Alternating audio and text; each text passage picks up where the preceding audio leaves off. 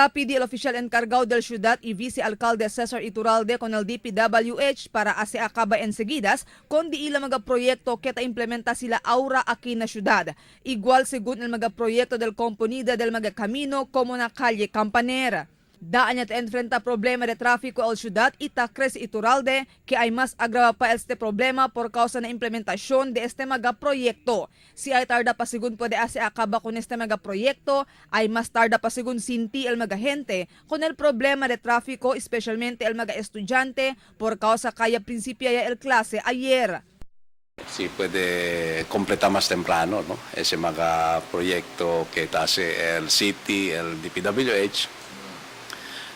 But as all other mga activity, no?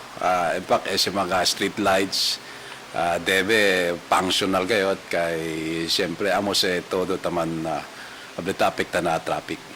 Cuando pregunta con Iturralde si ta consideraba él con el proyecto como no hay na timing por causa que implementa con este durante el abrida del clase, el cosa él ya habla. There are certain government procedures, tiene si mga bidding process. So, depende sa mga in charge kenta sa implementation del project. Tiene taman sila dila mga timetable, no?